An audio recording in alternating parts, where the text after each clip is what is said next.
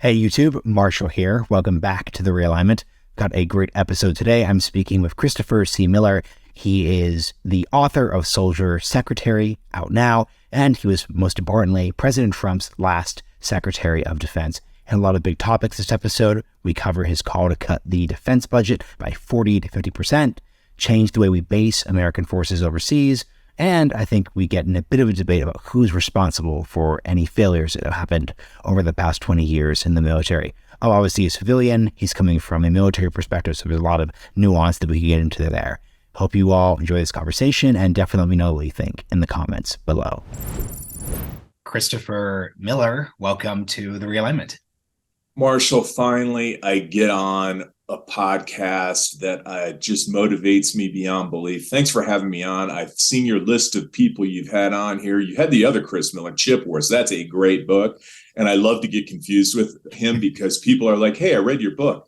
I'm like, Chip War? And they're like, yeah. I'm like, oh, that's not mine. That's the good book. That's a great book. And, you know, he was in DC as a reporter for quite a while. I think he's moved away, but I know you had him on there. And then to be on, come on, man, you've got like everybody on this show. Steve Case, Richard Haas. I got to listen to the Philip Bump one about the baby boomers because, you know, that's kind of one of the things about my book is I kind of try to highlight the generational changes that we're going through. And I know that's one of the key things of your podcast, but are we going to do any hot takes in the Super Bowl or anything? I mean, that was the perfect confluence of, like, you know, entertainment, society, culture, politics. I thought we were going to do hot takes like Rihanna. We're not going to. We're going to mash it up. No, this is good because I actually kind of have a question. I want to kind of reverse later on. I'll ask this kind of out of order a bit later, but basically I'm curious about your thoughts on American society, because let's think of the title of the book, Soldier Secretary. There's a lot of discourse about how if we're looking at our military and folks like you who fought in the forever wars, there's such a separation, like we don't understand you. I guess my first question is, do you understand us? But that's exactly the point of the book, Marshall. You nailed it. Thank you. You're the first person that actually has like made that connection because, you know, what I'm trying to do with the book, you just hit it.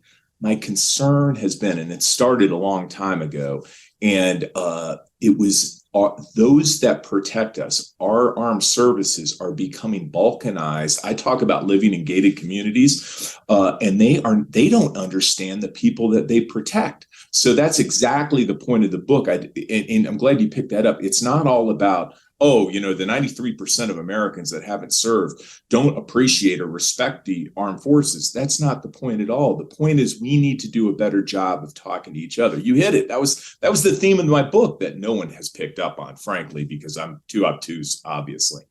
Well, no, I mean, we were just talking about this, but the actual secret is, it's really funny. I've had this experience with a couple authors where you're like, you're the only one who got it. And the actual reality there is I'm probably the only one who actually read the book of the people interviewing you. Like, that's the actual truth, because the spreadsheet the publisher sends doesn't include that. I remember I had Frank Dicketer on China. He's like, you understood. And I'm trying to feel like a genius, but I'm like, no, it's just that I actually read the book before. Marshall, that is so funny because, you know, I've done a lot of media. You got to do media to get your book out there, right? And I could tell within like 20 seconds, like, oh, they just read the fact sheet, and then I take a whole different spin, and I have to talk about balloons and stuff. And I know you read it, but in all seriousness, that's a sign of professionalism, and I knew you would, and that's why I was excited to be on here. It wasn't just going to be some kind of blow off type thing where we're going to have a conversation. And that's why I love just doing podcasts as opposed to, man, I do those hot takes on like the shows, you know, where you got 90 seconds and they're like, just do your three things and just say them again and again. And I'm like, oh man, I have become the person that I used to make fun of. But you got to laugh at my backdrop too, because I always make fun of people that are on podcasts that look like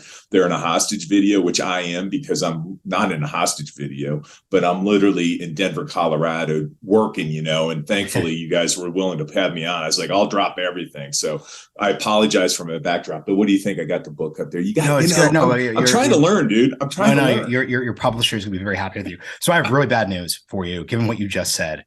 I do have to open with a balloon question, then we'll move on. Well, because I think it matters. We'll make sure to. Well, I'll ask you the balloon question, then we'll tie it into something deeper. But just what is your like initial take on the balloon? And once again, like you were an acting Secretary of Defense, this has kind of brought up border discourse in an interesting way. What's your take on the balloon?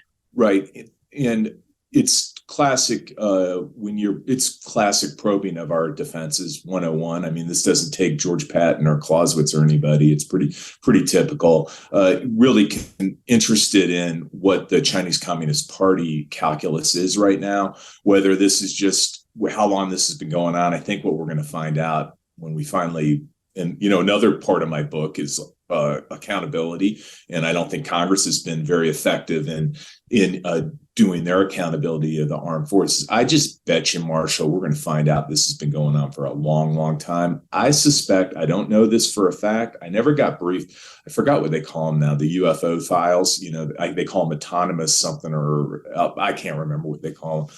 But I think probably what happened was these things have been going on for a while, and they just pitched them into this secret compartment about anomalous incidents, aerial incidents, or whatever they call it. And that's my sense. But so I think, I'm a bipartisan in supporting America. A little shout out to America, but I think what we're going to find is that this has been going on a long time. And one of the recommendations in my book is there needs to be more political appointees in the intelligence community. And this is I think this is going to highlight what I'm trying to say, which everybody, frankly, not everyone, but a lot of people have been really upset with that recommendation. Why would we ever put political appointees in the intelligence community? Your listeners, a lot of them understand this, but as each administration changes, a huge number of people come in as political appointees. The idea is that they advance whoever the president is, that agenda. The intelligence community does not have political appointees. They have like 2 or 3 at the agency and a handful in the Department of Defense. And that's kind of one of my points is you need to have civilian political appointees in there to kind of smooth things out, because I think these files are all probably there. I never had any access to them. I should have asked. That's one of the biggest regrets I have from my time as acting Secretary of Defense. I should have probably asked about this, but other things were going on, as you're well aware. Yeah, I mean, this is good because you can answer a couple questions about that title. So why were you, for listeners who weren't following, there were a bunch of things happening in late 2020. So a couple questions that you could answer kind of down the line. What is the difference between an acting Secretary of Defense and a Secretary of Defense? And then B, I think when you describe that process of the UFOs and not really knowing about it when you were in the position, you're saying things like could you really explain how the position works? Because you're referring to the active duty military, but you're a civilian head of the agency. Can you really just clear up what these terms mean? Because I think for folks, they're going to say wait, aren't you in charge of the military? What do you mean they weren't showing you things? So just explain all of this together. Okay, yeah, that's really important too, and it's kind of confusing, I know, but it comes back to the Constitution, and our armed forces are under civilian control. Civilian control is executed through the Secretary of Defense. The Secretary of Defense is appointed by the president, but he has to be confirmed by the Senate. It goes back to remember those boring high school classes in civics that you kind of was like, wow. I got to tell you, I didn't put it in the book, but I ended up getting assigned to the Pentagon. I was in the military. I'm an Army officer. I did not know that there are 2 sides of the Pentagon. One is the armed forces. That's under the Joint Staff, the Joint Chiefs of Staff. That's all the Army, Navy, Air Force, Marine, Space Force. Then there's a whole nother side of the Pentagon that is the civilian side, which is the Office of the Secretary of Defense. It's civilians with some military people in supporting functions.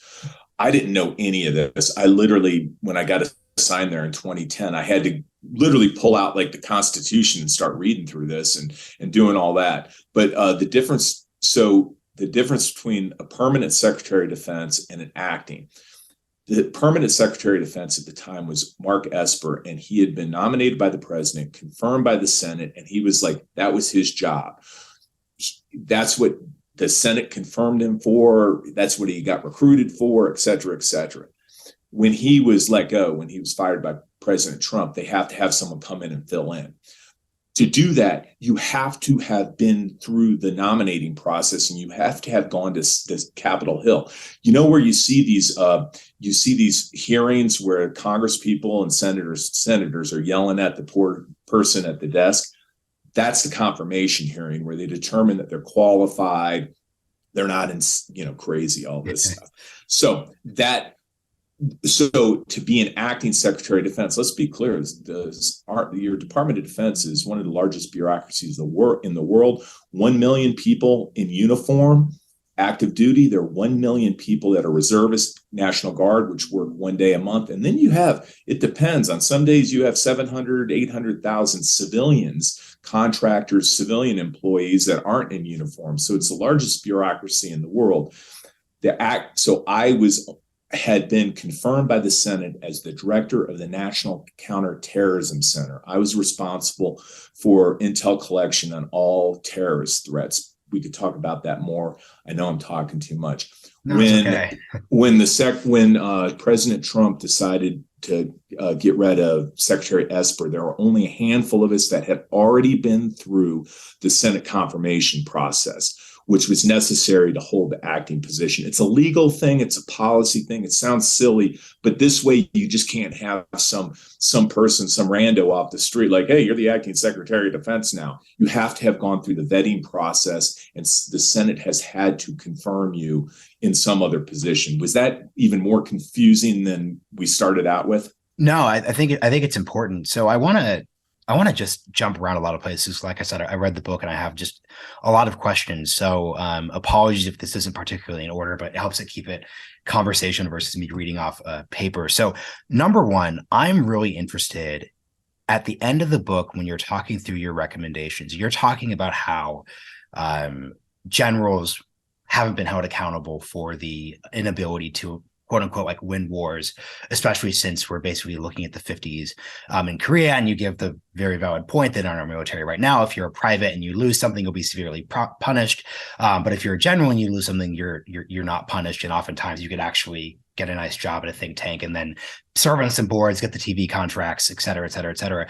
But I guess my initial pushback to that idea is if we're looking at the nature of the wars we fought since basically the Korean War, the defeats, quote unquote, were at the broad civilian level in the sense that, okay, is the Iraq war a defeat? I don't know. Like the surge worked really well to the point of like tamping down violence. And then the Obama administration decides to leave in 2011. That's a civilian-led decision. So I guess what I'm kind of just curious about is like, what does responsibility and defeat look like in the case of a general, given if we were to really get to the core of what our critiques of U.S. foreign policy decisions have been since basically the end of the Cold War, they're civilian-led decisions. They are, okay, let's extend the mission in Afghanistan beyond the counterterror one that you participated in to a nation-building decision. That wasn't the decision of a general, it was a decision of the Department of Defense and civilian leadership in the Bush administration. The decision of, is Iraq merely about removing Saddam Hussein, or is it about actually building up the nation? That's also a civilian decision.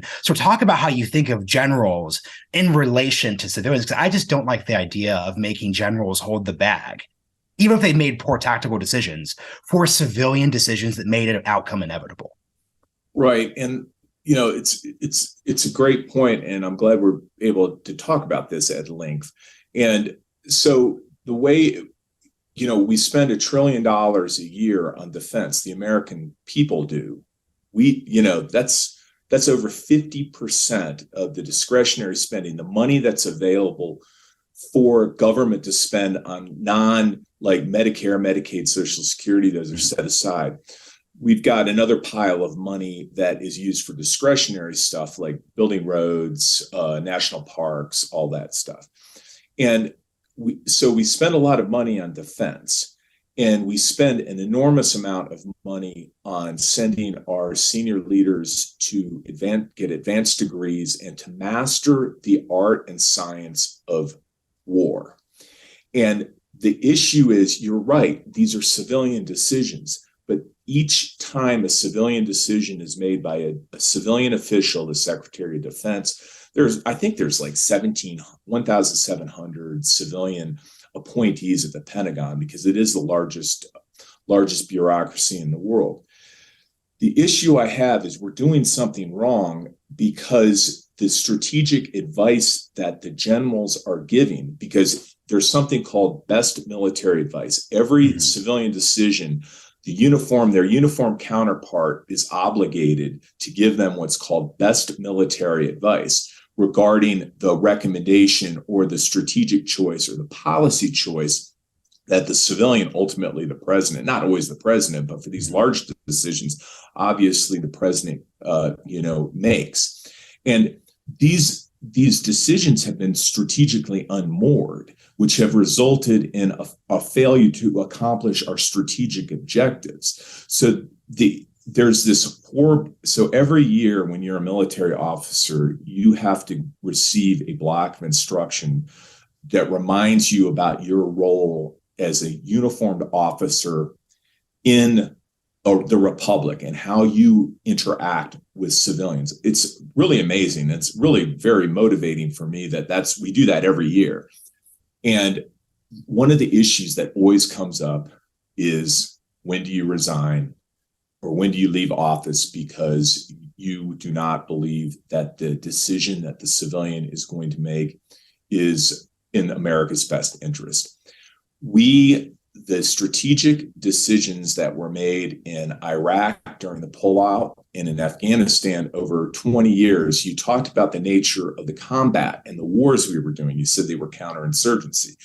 Exactly. So the strategic decisions that were made by the civilians were in many ways feckless and incorrect. So where was the senior military officers that agreed to those decisions? How come they don't get held accountable for these failures? The civilians do. The decisions, elections matter, right, Marshall? I mean, so there is a recourse for that, but I don't see the recourse for holding the military officers accountable for their advice and their decisions. There's a whole school of thought about when you should resign as an officer. That's like, oh my gosh, really interesting subject, but pretty broad.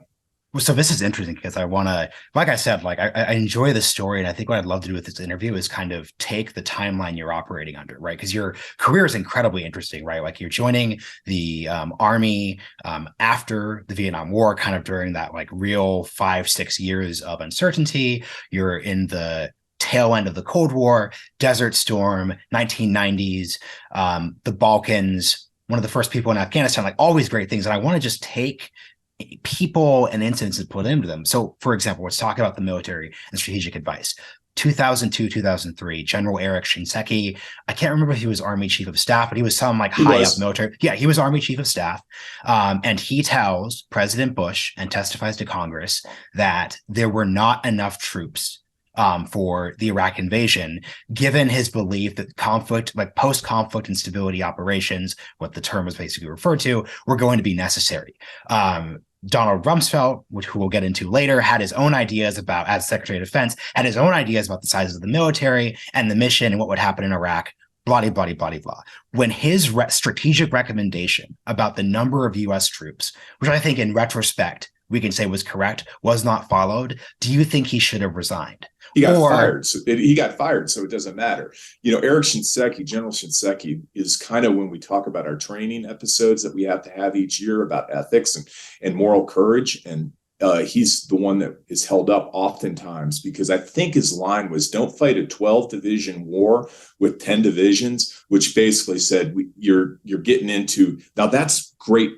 That's best military advice. He was ignored and he was forced out of office. And he was asked. They didn't fire him. They just changed his retirement date. They pushed it up. But yeah, that's the example. I think that's the case study in what we're talking about. Is he spoke truth to power. He was held accountable for his decisions. Rumsfeld didn't go with it because, frankly, he didn't have a good feel for the nature of war, if you ask me, and took bad lessons from Afghanistan and tried to apply them to Iraq.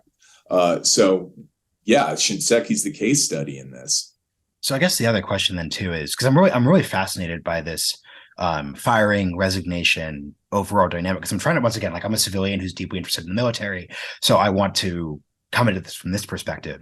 It seems to me that there is a difference between, I understand the idea of a general getting fired over, let's say, like military decisions they're making, or like, so for example, like let's say it's 2006 in Iraq. I understand firing the commander of the American forces and replacing of David Petraeus because there's actually like a critical disagreement. He wasn't fired; he was kicked up. He was sort of kicked upstairs, but like there was a disagreement between President Bush about the surge. It was David McKiernan. David McKiernan and President Bush just. No, McKiernan got fired. McKiernan got fired in Afghanistan because who am I confusing? Who was in charge? Who was in charge of Iraq in 2000? George Casey. I meant General Casey. Yeah, sorry, I meant General Casey. So I get the idea of General Casey. We just like part ways here. We go there.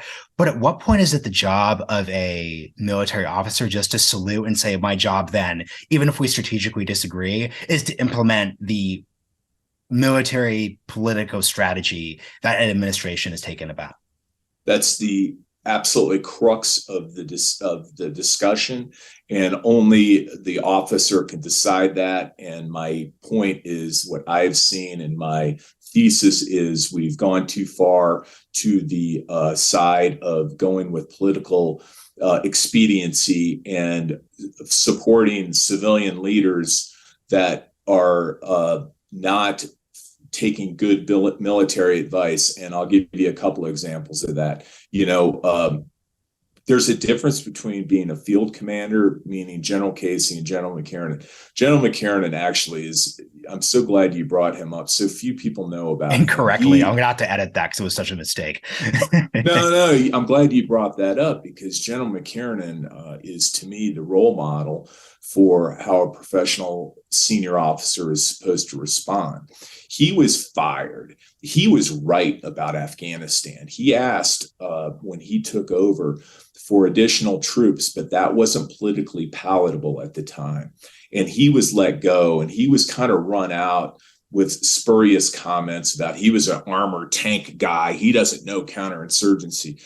And, I have never heard him speak out about his firing. I have never heard him speak out against any of the policies. He is, to me, the consummate example of what a senior officer should do, as opposed to those. And that's the point of my book, where I say, I say fire the generals at the end. Come on, you got to be a little provocative, right? I mean, nobody's going to read your damn book if it's like, oh, that's my thing, Marshall, is the book is supposed to be accessible to people that aren't well steeped in all the arcane military stuff. I want it to be so that people can read it from both sides. I want military people to get a laugh about it and how sometimes they are really hypocritical. I also want civilians to read it and try to understand like how all this happens, because ultimately these are the most important decisions our nation makes. And we just kind of like move beyond. And, I was kind of laughing about, the Super Bowl, but, we have to talk about like, oh my gosh, Rihanna, that she was a great show. And it was a great show. I loved it. I thought she did a great job. Here. Thank you for offering that. Yeah. But, it's like, these are kind of some of these situations about these war and peace and how we spend our money that I'm trying to get to. When I talk about firing the generals, if you want, hey, I'm totally good. If you want to go into politics, you want to go be a pundit, turn in your retirement salary. That's fine. You can do whatever you want. That's a long answer, and you just triggered a lot of emotions in that. And so I don't think I really answered your question, to tell you the truth. I think I just tap danced my way through La La Land. But you brought up General McKiernan. He's a classic example. And General Miller was the last commanding general in Afghanistan, and he's done the same thing. He's gone off into the sunset and hasn't voiced his disagreement with the decisions that were made, because he was basically forced out of the military too. Okay, so you raise another question, right? I have a lot of qualms with how certain former generals have used their military experience to serve as pundits and kind of engage in a political system that I'm a little skeptical of their underlying understanding of, in terms of how their actions could cause different reactions. All that said, Why should they have to give up their retirement if they want to go on MSNBC? Their retirement pay? They never have been given that opportunity to be in MSNBC or Fox or anything else if they hadn't served in those positions. So I believe they're being awarded for what the American people paid them to their salaries for, oftentimes 35, 40 years. So I'm good. If you want to become a political actor, it's a free country, you can do that, but I don't think you should benefit from your prior service in the armed forces. So I think another question that comes to mind, let's go back to your point about how we need more political appointees in the intelligence community. I think if you take what you said there, and once again, we've been talking about the military, but I'm just kind of curious here. If we go through this history of 20 years of wars that you are very critical of in the course of the book, especially if we're talking about that early war on terror, so many of the bad decisions were made by civilian or political appointees. I think if we're looking at the intelligence picture about weapons of mass destruction, obviously, you have professional members of the CIA who are providing intelligence, but doing all of those things. But in terms of, if we actually look at the process of what went wrong there with the confirmation bias and Karl Rove and political incentives, a lot of that were civilians. So can you just and once again, take it however you want, wherever you want to go, it's a conversation.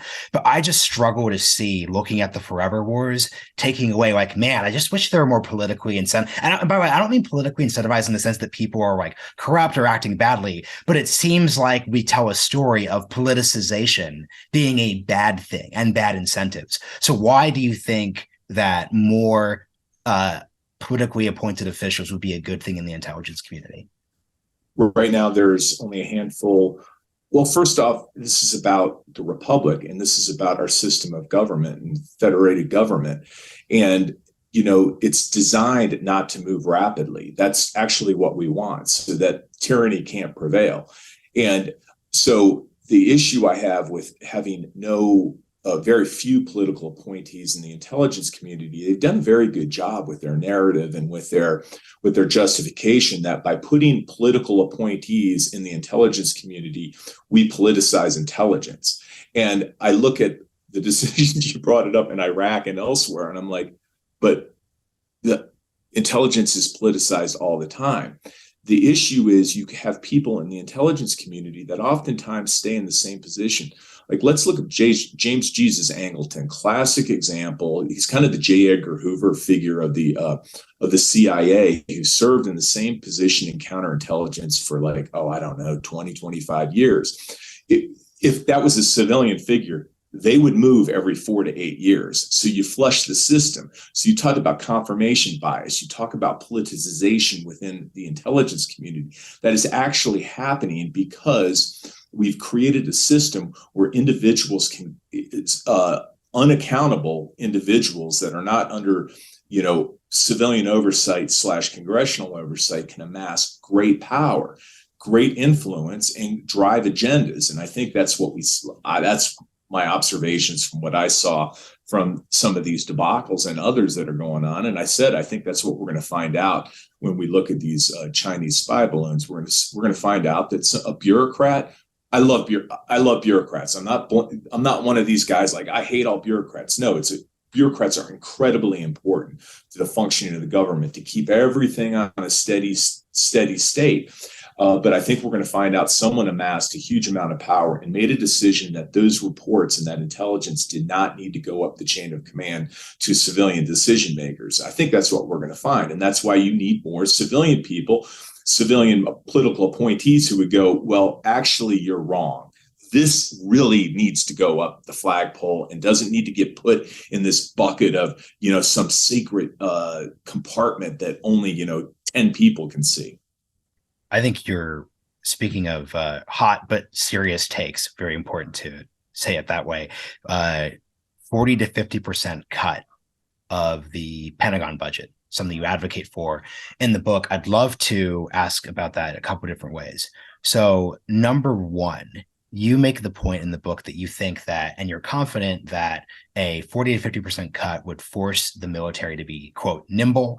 And when I said I literally finished the book, I remember the word is a nimbler, efficient military that would provide a incentive to do that. I'm curious how you look at how the defense sequestration cuts from 2012 onwards impacted the military. Because once again, like especially because you don't come from the political system, like I'm not trying to claim that you're a 2014, 2015 Republican. You don't think of these, like you're not a conventional like thinker on these issues, but the generic talking point that I was told as an intern was these sequestrated mandatory cuts made the military inefficient. And key thing, they as an institution were not able to become more efficient. So maybe like the amounts were helpful, but it didn't result in a more productive military. That was like the generic Republican talking point in 2016. So could you respond to first the sequestration point, and then we'll get to the broader cuts you're advocating for? You're given the classic example of what I'm talking about in my book. Is we've allowed the military to have this almost deified on a pedestal position where what they say goes as the gospel truth. And that sequestration thing, you would have thought that if sequestration destroyed, the readiness and the capability of the American military, which is just nonsense. But however, comes down. Could you actually explain what's sequestration? I didn't do a good enough job. Could you just contextualize for people? Froze spending at because they couldn't pass a budget. They froze spending at the previous year's level and didn't account for inflation, which at the time was minuscule, as we recall. So this idea that you have to increase your budget by 5%, your military budget by 5% every year, has become like the gospel truth, which is just ridiculous. But let me point out, only way you get attention in Washington, D.C., as you know, Marshall, is you have to hold the purse strings. And when you have unbridled military spending, which there is absolutely, the generals and the civilian officials go in there and they can ask for whatever they want, and they get it right now. And my point that I'm trying to make is all we're doing is refighting the Cold War right now. We're getting these wicked expensive weapon systems, gold-plated, platinum weapon systems, tanks, but let's be clear, jet fighters, doggone. Do you know what I put it in there? Let's quiz you. No, I'm not going to quiz you, man. Don't worry. No, try it. Yeah. We're, aircraft carriers $14 billion a piece, $14 billion a piece. F-35 fighter program that goes for $1.5 billion. No, 1.5 trillion over the life of the program. Marshall, somebody came to me and they said, this is the most expensive weapons procurement in the history of the world. I said, no, you got to be wrong. You got to be wrong. I said, go back and assess the Roman road network.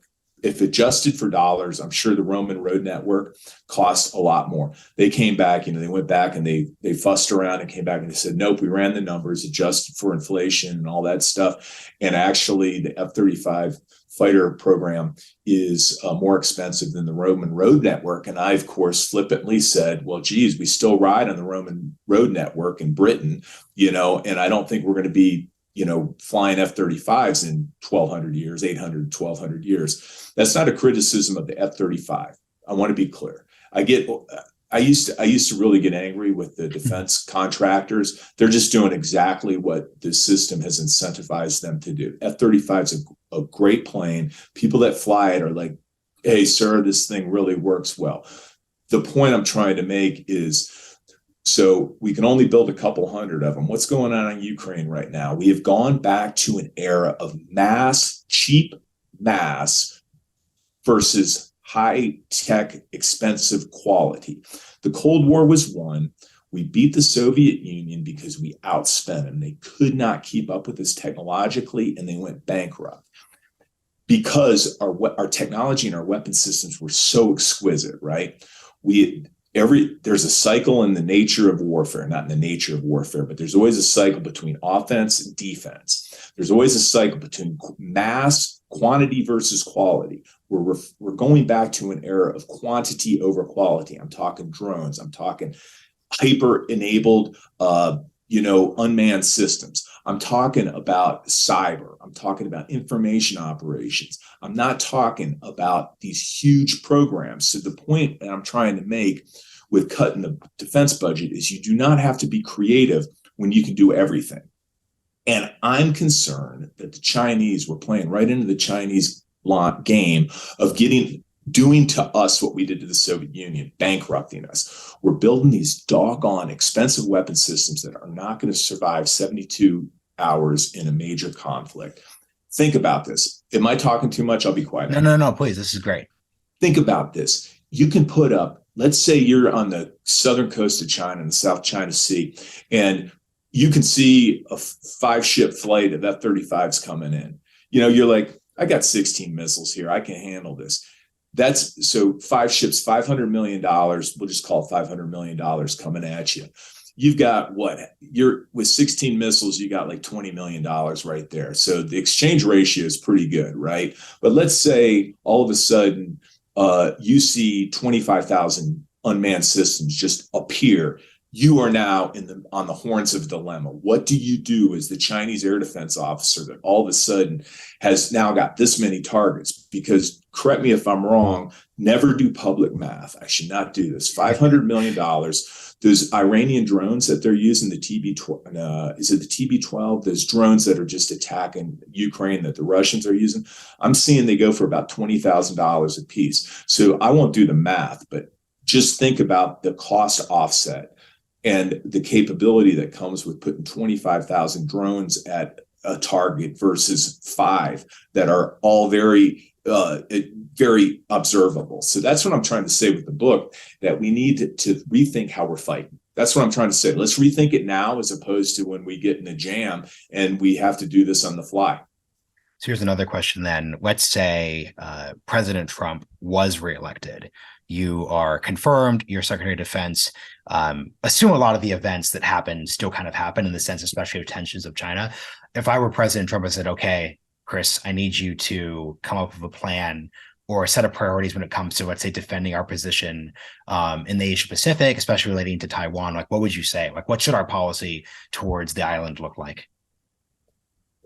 With Taiwan, I don't think it's that complicated. The issue right now is we've kind of got confused messages coming out. I think that I understand why the Chinese are confused. That one in Taiwan, and just there needs to be the red line, pure and simple. Like, hey, the United States, if that's the decision made by the American people, but there's this whole what's our policy right now? It's kind of muddled. And you have President Biden say, no, we're going to defend Taiwan. And then you have the Secretary of State and Secretary of Defense say the policy hasn't changed. Ambiguous policy. Isn't that what they call it? So with President Trump, I think he was definitely edging towards, he didn't understand this ambiguous policy. Just make it red line, black and white, whatever you want to call it, whatever analogy you want to have. Here's my thing, though. The Taiwanese are in a situation where they need to pick up their ability to defend themselves. We can't want it more than they do. That's my point, and there's a lot of issues. Here's one of the things, though. The Chinese Communist Party is marvelous at information operations. I mean, and they have done a very, very effective job in using mass media and social media and current communications technology to advance, their ideas and their agenda. So having said that, that's my point, is we should be competing against China, not with aircraft carriers, but with information, with what they call irregular warfare. Irregular warfare, the line I use is the most important weapon system is the 6 inches between the ears of the members of our armed forces. And, there's information operations, there's cyber. I know you had Josh Steinman on here a while ago. Dude, we're on this episode's like 342, 343. I can't believe how many people you've had. So, that's called irregular warfare. And really, let me just summarize it. It's like, don't do what your enemy expects you to do, right? The Chinese expect us to fight a certain way and prepare a certain way. So let's not do that. And I know as a special operations guy, and our thing is like, hey, if you can go get behind somebody and take them down, why fight them face to face, be smarter. And that's my issue. That's what I'm trying to say with the book. And that's why I think cutting the budget is the only way we're going to get some creative thinking going. Creative thinking's there, Marshall. Creative thinking is there in the trenches and in the bowels of the Pentagon, but there are young people that aren't being heard because, the incentive structure is designed to continue to support, Cold War thinking. So here's a question then. What happens So once again, let's not make you acting or Secretary of Defense in this scenario. Let's pretend there's just an alternate universe where, let's say, like in 2014, you're working in the Pentagon as a professional military officer, and the Obama administration and John Boehner, they make a great compact to cut the budget 40 to 50%. What would you recommend be done? Because to your point, we've already spent the money on the F-35. The Ford class aircraft carrier has been ordered. What would you cut? I tell it in the book. It's not that doggone hard. And everybody will be like, this is facile and this is not well thought out. Okay, fine. Like, let's get the conversation started. There's a great guy, General Dupuy, who you talked about the 70s. He was the guy who basically revolutionized the United States military and prepared us, which was called Airland Battle Doctrine, that became what was used in Desert Storm. So here's what I'm trying to get at is, like, let's go back. Like, we need to know what's going on overseas. So this isn't some, I believe we need to pull back our large troop concentrations overseas to reset and get ready for the next phase of this journey we're on in America and in international affairs. Pull back our large military concentrations, but overseas use special operators, where intelligence, Korea, Japan, Europe, etc., and pull back the large formations. Keep forward intelligence officers and special operators to sense. They're global scouts. They're there. They're in every embassy in the world. They're keeping track of what's going on. And when they determine there's a perturbation in the atmosphere, that something's happening, they can then pull capabilities forward from the United States. Maybe it's information operations. Maybe it's a battalion of strikers. Maybe it's an Air Force squadron or something like that. They pull it forward so that you can then impact things before they become a major crisis. Here's what I want to do. Move the vast majority of our active duty forces into the National Guard, citizen soldiers, right? That's the essence of America. So right now, we have as many people serving on active duty as we probably had. We did at the end of the Cold War. We downsized, but we're no longer actively involved in the wars in Afghanistan and Iraq. And instead, we still have these large troop concentrations. Move those people back to their communities. And I point out in the book, when we started this conversation, remember, Marshall, about, hey, Chris, I think the problem is the military doesn't understand the civilians. And I say, you're right.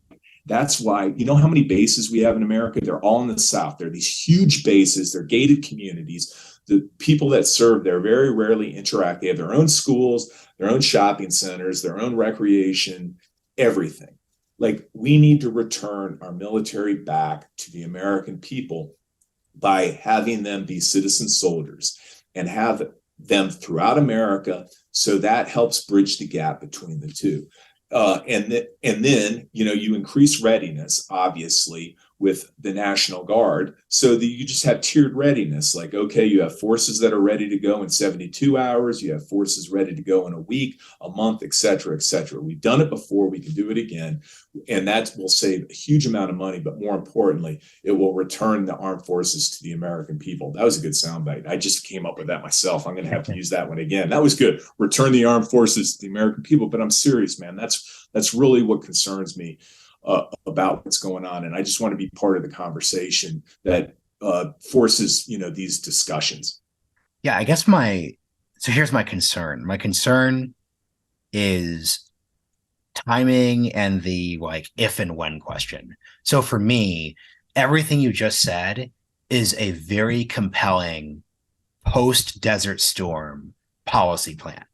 In the sense that, are you just scared? You're just scared about China or something? Well, no, it's not that. What are you worried about? What I'm worried about is the awkward dynamic, and this happens in politics. It happens at a military strategy perspective of something that makes sense in the long term doesn't make sense in the short term. So, for example, it would not make sense to do this in the long term if in the short term, the Chinese interpret a pullback from Okinawa and South Korea as an invitation to take risks. That's have you heard of Hal Brands and Michael Beckwith have this Sure, really yeah, man. Yeah. so like I had them on the show. Like their whole point is like these next 10 years are super effing dangerous. Like that's the point. My basic response to you is that sounds really compelling. Let's explore that in 2033. That's basically my reaction. Yeah, and so let's just keep doing what we're doing. And the problem is when if we so autocrats and totalitarians want one thing. They have two requirements. One is to maintain control of their population. And the way they do that is by always having an enemy. So that's my issue with why I want to go irregular warfare. I want to go indirect approach. Is right now, the things that we are doing are reinforcing the Chinese Communist Party narrative that the Chinese people must support them. So let's not do exactly. I personally think that we're in a strategic reset phase. I get all these like, oh my God, war tonight, this thing could happen, within the next 10 years. I think it will happen more likely if we continue doing what we're doing, as opposed to very clearly messaging, that we need to do a strategic reset to get ready for the next era of conflict. And I put in my book, everybody's like, dude, I can't believe you like nuclear weapons. I'm like, I hate nuclear weapons. I wish they would all go away. I really am. I'm a plowshares guy, like a lot of those folks did coming out of the Cold War. But my point is, we do have a strategic backstop with with some pretty exquisite weapon systems that can buy down our risk during the next period where we reset our military and our doctrine and our warfighting concepts to be better able to I just hit my thing. Sorry about that. Be able to more effectively advance and protect America, advance our interests. So that's where I am. I disagree with this whole narrative that the Chinese are, on the verge. And let's be clear, if they made a crack at Taiwan right now, they might get ashore, but it's going to be a hell of a slog for them. And I just don't think, I know for a fact that we're ready. The United States military is still in a position where we can effectively deter Chinese invasion of Taiwan. So that's a great lead-in back to the proposal to basically bring the military back to the American people via upping the National Guard. What's the timeline there, right? So because the reason why I'm asking this is you have, and I mean this seriously, you have a lot of like very bold proposals here, and I think that's great. Like that's the purpose of the conversation. Nothing's worse than like you tell your story and then you end with some takes that CNAS could have published in 2015. So I'm interested in two things you've proposed on this podcast. So one is redline with Taiwan, and then the drawdown. You're good. You asked me what am I afraid of? That's a great question. What I'm afraid of is a world where we implement a red line explicit with Taiwan, but then also draw down. So we literally wave a red flag in front of Xi, which is what making that explicit policy would be. But then we also signal ambiguity about our commitment to the Asia Pacific because of a drawdown. Now, if that's on a 5, 6, 7, even 3 or 4 year period, that's different. But like when you say draw down, like what does that mean in terms of withdrawals and stepping down the position? How long did it take us to draw down from, what did we have in Europe at the end of the Cold War? 200,000. We're down to 25 right now. It took quite a few years. Military doesn't move fast. Everything's a 5-year plan. Everything's extremely well planned, and that's kind of also where you get the you get to assess your risk calculus. Here's my thing, though, with your conjecture that somehow we're responsible for defending Taiwan. I think the red line is if you invade Taiwan, we will reinforce and support the Taiwanese. I don't think we should be fighting the Taiwanese war. I think we should be providing them like we are in the Ukraine. And I know there's a schism in the Republican Party, and I'll get hate mail on this, and my Twitter will blow up that I'm, saying something wrong. But there is a schism within the Republican Party. I'm kind of a Ronald Reagan type, which believes if there's a population that's willing to fight for their freedom, like we're seeing in Ukraine, give them what they need to do that. It's kind of the same thing with Taiwan. So this idea that somehow, and I think that's the lesson we should have learned from Iraq and Afghanistan, that, hey, if you're out there and and you're Afghan or Iraqi, and there's an American fighting person or an allied fighting person that's willing to do the fighting for you, heck, I'm with them. They're like, go ahead, have your way, So I think the lesson we should have drawn from those wars is, and that comes back to my irregular warfare construct. Don't make it your problem. Provide them the support they need to fight their own war. I think in Afghanistan in 2003, we had that thing wrapped up. I'm telling you, and then back to our civilians. Where were the military officers saying, well, I was there, so I know what happened. But it's like, that was the time where we could have cut it. We should have started negotiations, because the Taliban were completely on their back foot. They were about to collapse, and we took our foot off the gas that winter and allowed them to rearm, re-equip, and reset and rest. And so that's my point, is with Taiwan, we can't want it more than they do. I think we should provide them anything they ask for to help them, training, equipment, etc. But we also need to message the Chinese Communist Party that invasion of Taiwan will be seen as active aggression, a la Russia going into Ukraine. So I like you taking it back. We've got, our last 10 minutes here, but I think this is like a helpful pivot out. So if you're talking about, because I want to make this clear, especially for younger listeners who were barely conscious in 2003. If we're looking at a lot of those really bad decisions in 2003, I think two of the worst decisions, this is pretty conventional wisdom, were L. Paul Bremer III, basically the American viceroy in Iraq, saying we're going to disband the Iraqi military, and then we're also going to engage in debathification, banning members of Saddam's Ba'ath Party beyond the level of war criminals and actual criminals, just going all the way down to the garbage man who was a member of the party, because that's what you need to do to succeed. I'm going to tell this story from the perspective of looking at civilians who've screwed up, because that's my background, right? Your background is going to focus on generalship and military officers who've screwed up. What would be your advice for the L. Paul Bremers of the world? Because I'm just looking at this history. My reaction is like, man, I'm still a lot more pissed off at civilian leaders than I am at any general, barring like personal scandal and corruption. What would your advice be for the civilians who are listening, are going to find themselves in these positions and be faced with these different choices? Cultural context matters, and one size does not fit all. And that's exactly what I'm talking about. The nature of our military industrial complex is we have a certain way of looking at operations. We have a certain way of looking at strategy, and we have a certain way of looking at war fighting. And I was a special operations guy. I was a Green Beret. Green Berets go behind enemy lines in small 12-person units and get with the local population and bring them together to fight against oppression. That's the mission. And what the key thing there is, you need to have language proficiency, and we spend I'm not in the business anymore. They spend an inordinate amount of time like digging into the history, the culture, what makes people tick. Instead of, they're really good with guns and explosives and all that stuff too, but they're really, really good about how to communicate with people and how to understand their motivations and what the incentive structure is and how the network effect works in foreign societies. And I think all the information was right there for us, but you brought up Rumsfeld. Rumsfeld had his idea that was going on.